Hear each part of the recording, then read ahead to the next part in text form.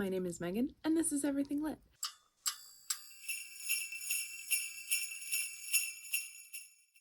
And today I'm going to talk about my December wrap-up. So if you've been watching my videos, I've been trying to do a 12 days of Christmas, 12 days of the holidays kind of thing, where I post every day for 12 days. This is the 12th video in 12 days. So if you've watched all of those, thank you so much. If you haven't, thanks for watching this one. Let's talk about all the books I read in December. These are in order of when I read them because I found in those few videos where I tried to do something fun, I forgot a couple books. So we're gonna save that for some later videos and just talk through in order. And the last couple books I was desperately trying to finish on New Year's Eve, literally down to the wire, 11:30, just desperately reading. A few of these books were actually in my favorites of the year video in terms of shout outs. The first book I finished in December was Up to No Good by Linda Riley. This is a cozy mystery. I gave it 5 stars. This is about Carly, who has moved back to her hometown recently. She opened up a grilled cheese shop. Then the building is sold off to a notoriously yikes kind of guy, and he wants to give the space to his girlfriend so that she can open up a boutique like dress shop. Carly is really upset. Her servers, she has 2 people who work for her, they're both really upset. And then the next day, the man who tried to kick her out is found dead in the parking lot. Obviously she's a suspect. One of the things that I really appreciated about this, so I've read a couple cozy mysteries since this, maybe like 2 or 3, and I've read the synopses for like a lot of cozy mysteries because that's the phase we're going into. And what I find is one of the love interests in cozy mysteries is often some sort of detective, police officer, whatever. I don't love that. Yeah, I don't love that.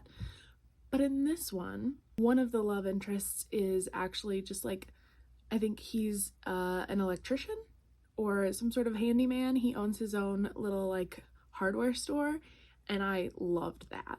That's super cute.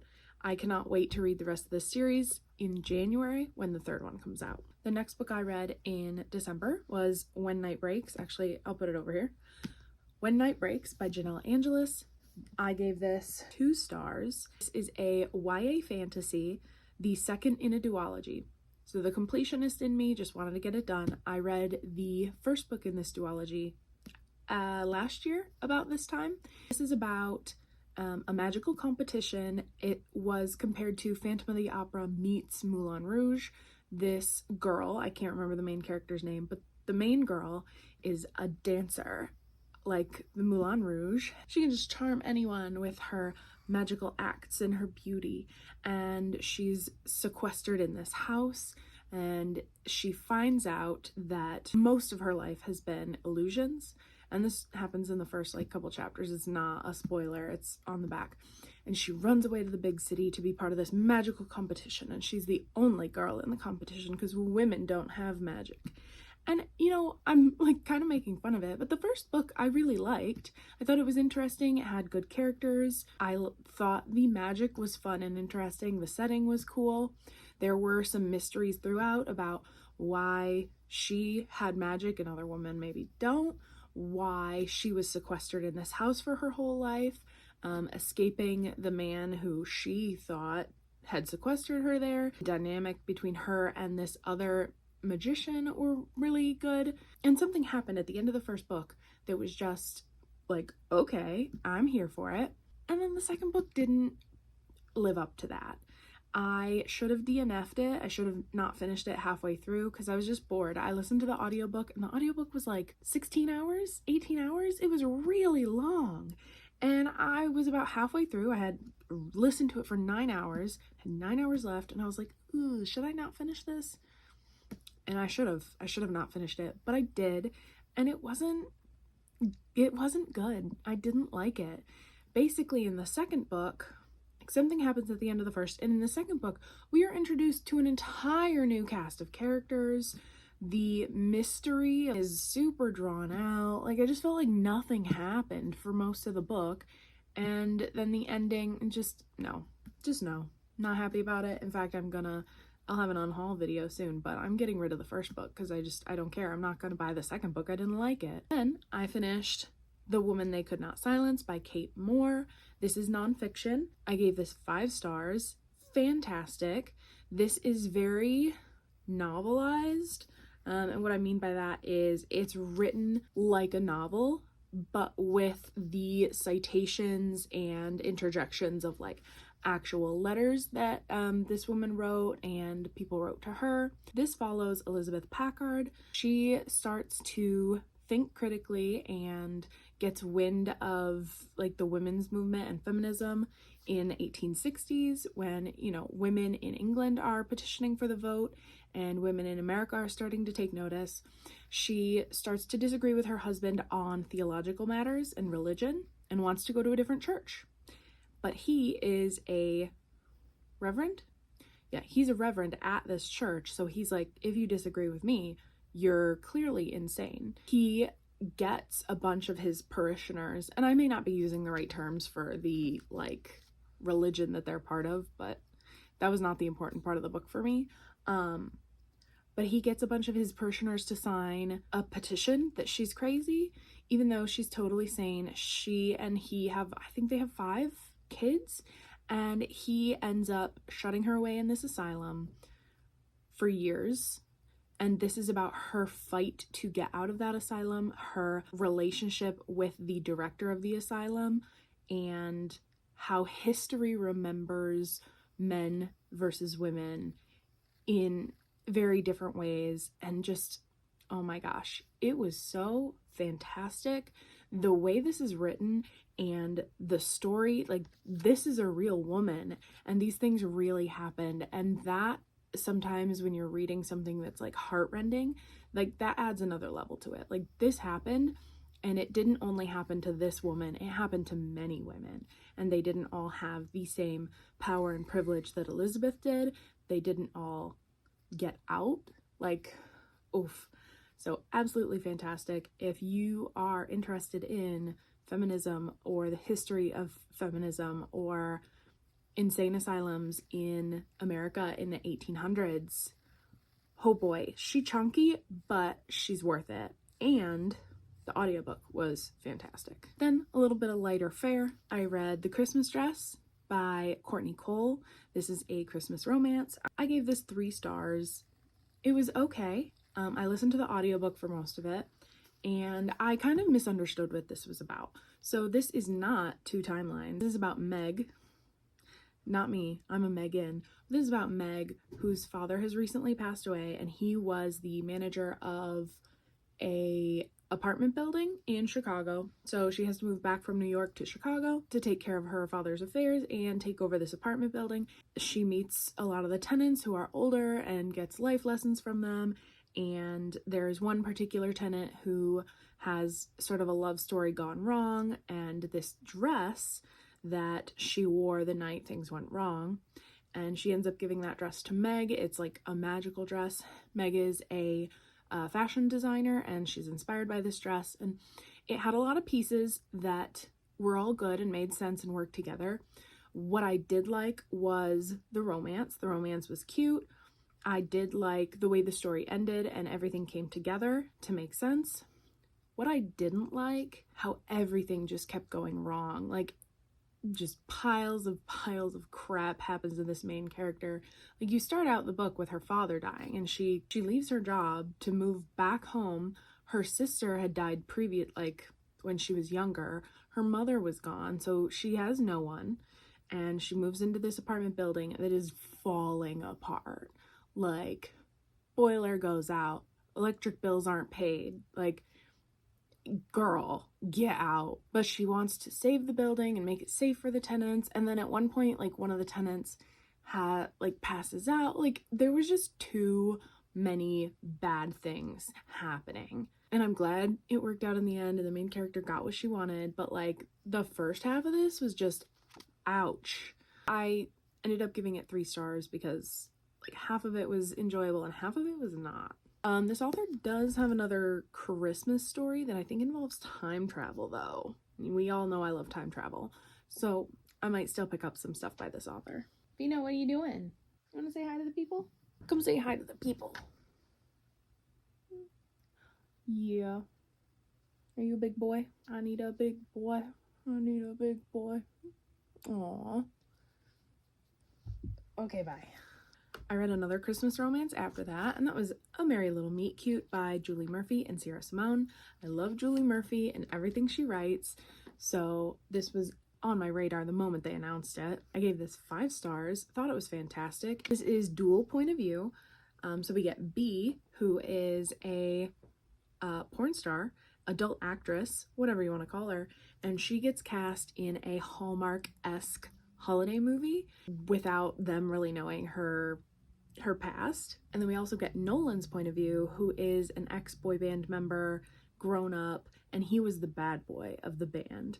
And he has a history of media storms about his life and a lot of scrutiny, as pop stars have. And it is about them filming this movie that is a Hallmark-esque Christmas movie with like a duke and time travel and falling in love in the process. It's very cute. I really liked the character's relationship because like she was a fan of him when he was in his boy band and he's a fan of her now, wink wink. Yeah. And so the mutual like excitement about like meeting each other, it was very cute. Because sometimes in romances with like a famous person, one person is like a fan and the other person doesn't know who they are, right? But in this, it was kind of mutual fangirling, if you will, and that was very cute. Thought their relationship was built nicely. The way things shook out in the end, I understood, but was a little frustrating. Overall, a very cute Christmas romance. It had some fun shenanigans, very good Christmas vibes, and they just announced that there is going to be a novella and a new novel next year in this series, and I'm hyped. Then a little switch up, I read The Kwanzaa Brunch by D.L. White.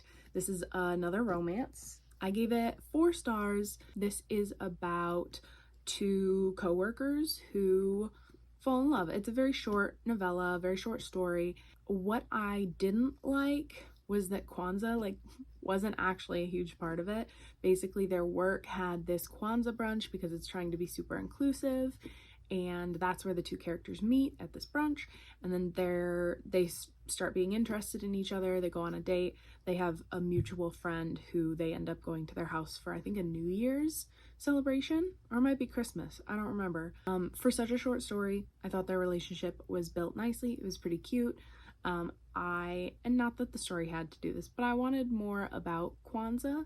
That's kind of why I picked it up, was that I thought it would be about the holiday and that it would give me some information maybe I don't have, teach me a little something, which it doesn't have to do that, but that's what I wanted it to do as someone who doesn't know much about Kwanzaa.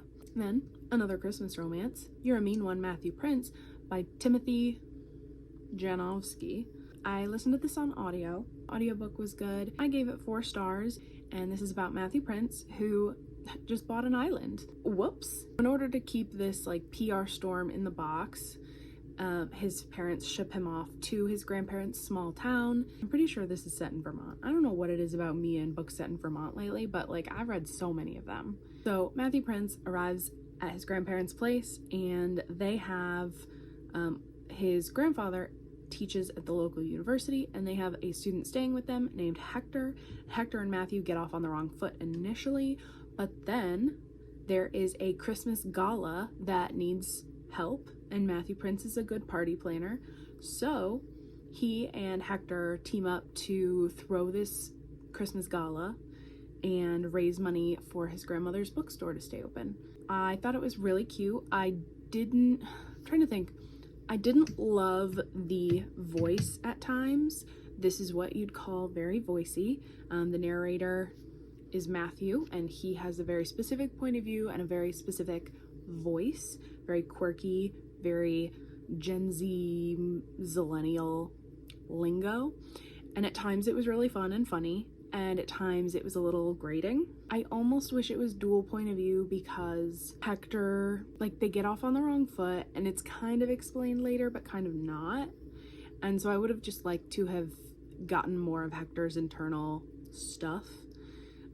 But the story is really about Matthew and coming to terms with his family dynamic and his parents, the bad breakup that he just went through. What I did like was the family dynamics and the way Matthew grows throughout the story and the way he learns to think of other people and be a better human. I liked the side characters. They were funny and quirky, but also felt real in a lot of ways. I liked the small town setting. I liked all the Christmas vibes. Next, I read A Cat Cafe Christmas by Cody Gary. Oh my gosh, this was adorable. This is about a woman who runs a cat cafe, and it also doubles as a cat shelter, and she wants to turn the back rooms into a low-cost veterinary hospital, but they sort of ran out of money. They're trying to earn money to finish their vet project and keep the cafe open. She runs into a marketing executive on the street, and they share like a funny moment and then are sort of thrown together in multiple various situations. He is not a cat person, and then he finds a cat in his house that he's renovating. It was very cute. I loved the cats in this. I gave this 5 stars. It is another pretty chunky romance, but their relationship was built so slowly and so nicely. They're both kind of healing from pretty traumatic breakups. Her ex is actually in jail, and his ex married his brother. So they're both trying to heal from these like large betrayals.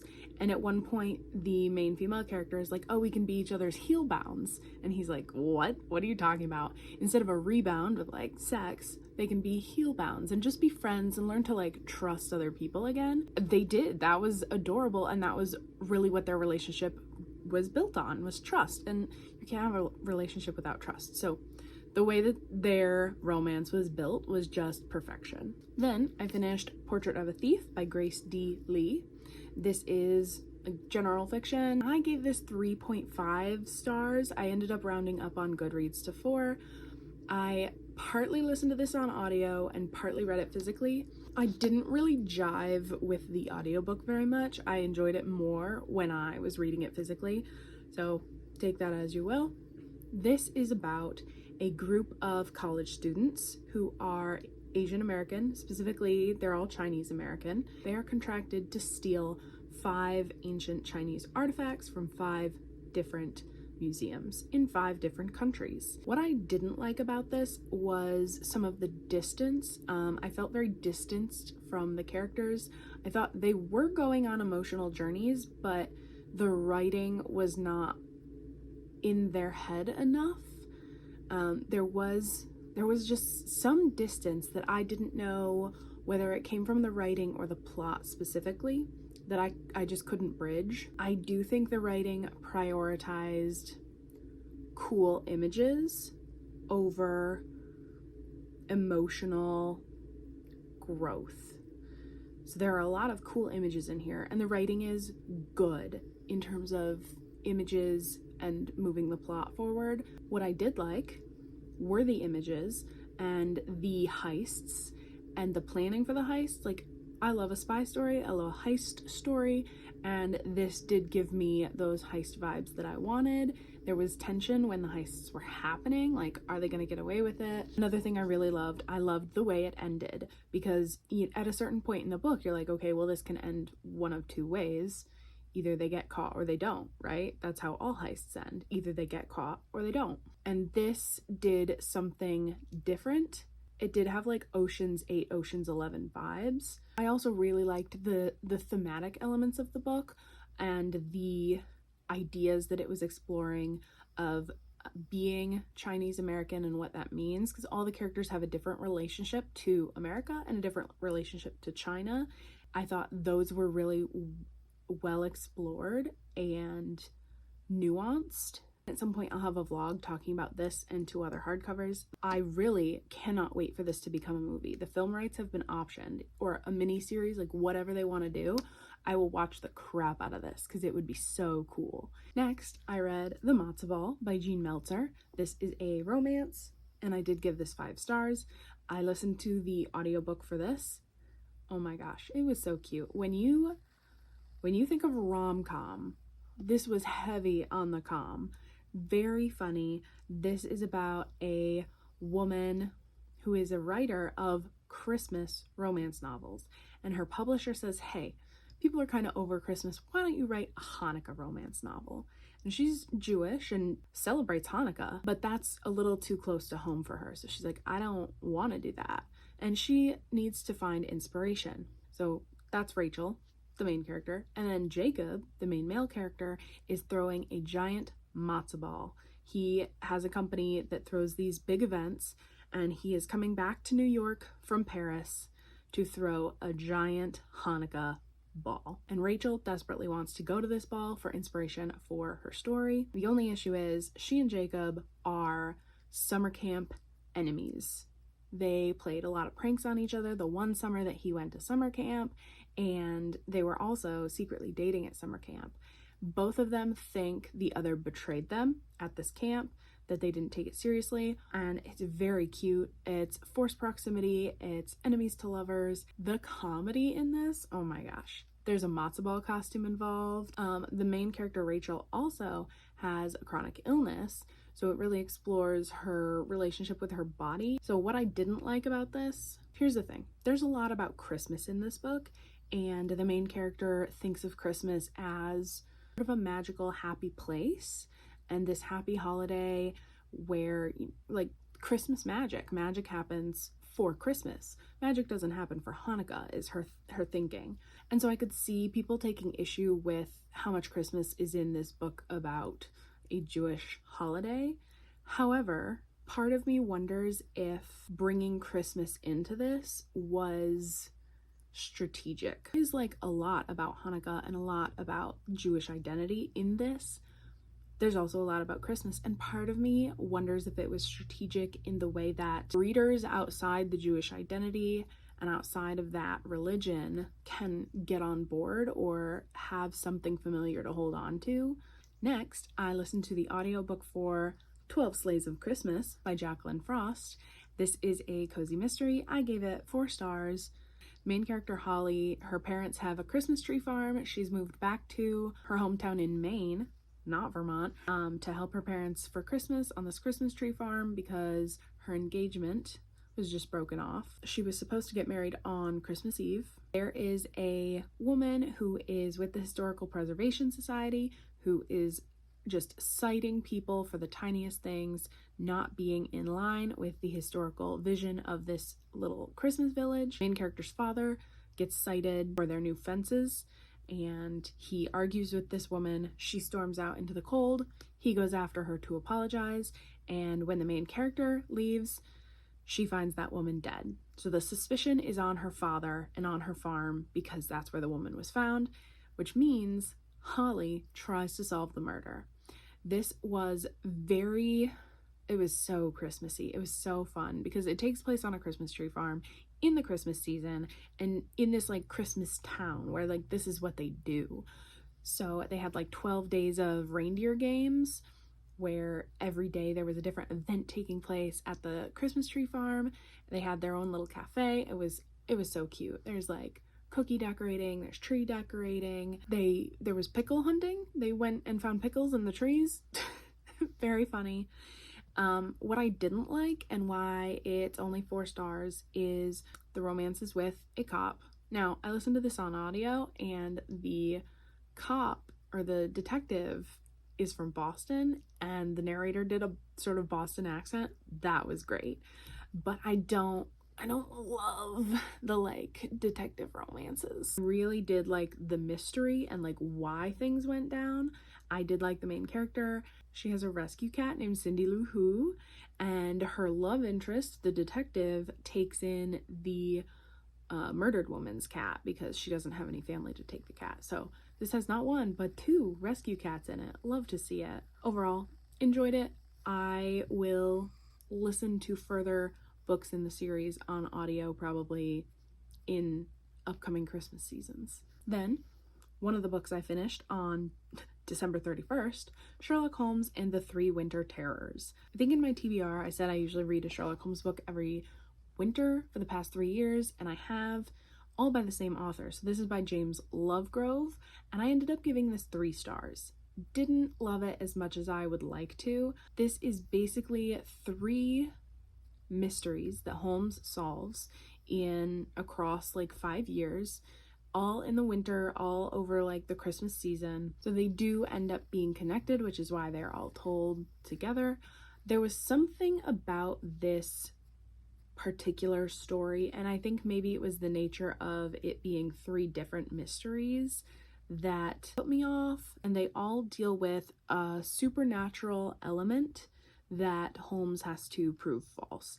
And I think because they were so short, there was really not a lot of exploration of the supernatural and how it could potentially be supernatural. It was pretty quickly determined that they were not supernatural. In the first mystery, a young boy is drowned at a school and they think it is a witch's curse. In the second mystery, a capitalist factory owner is being haunted by an entity. In the third mystery, a man is murdered and there are teeth marks in the body that seem to be human. What I didn't like about this is didn't love how short they were, and as I said, I didn't love that the supernatural possibility was dismissed so quickly.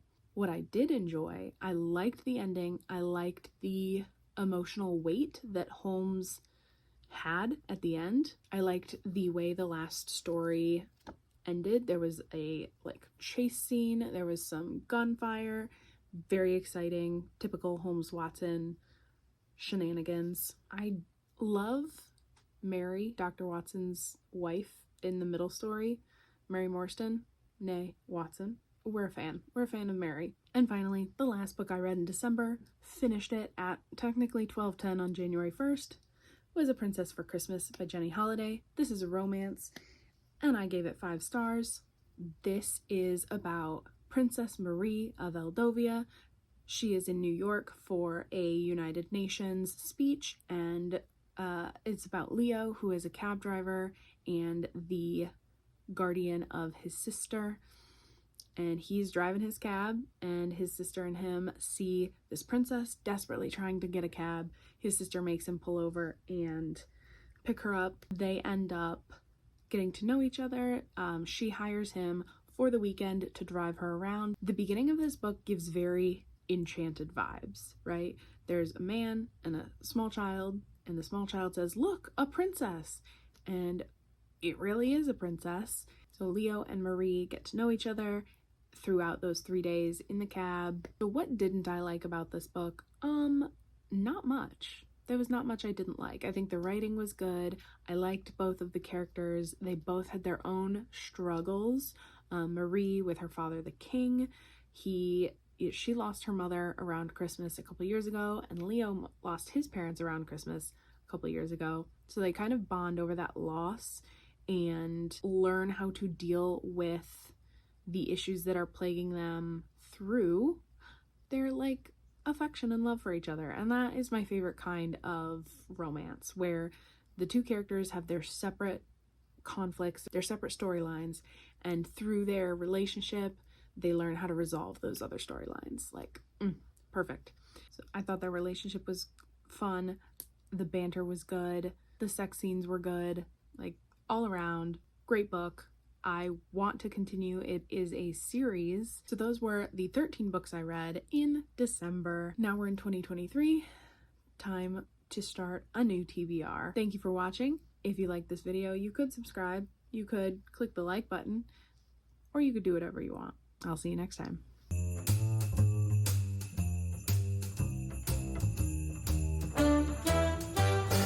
Is this gonna be the thumbnail?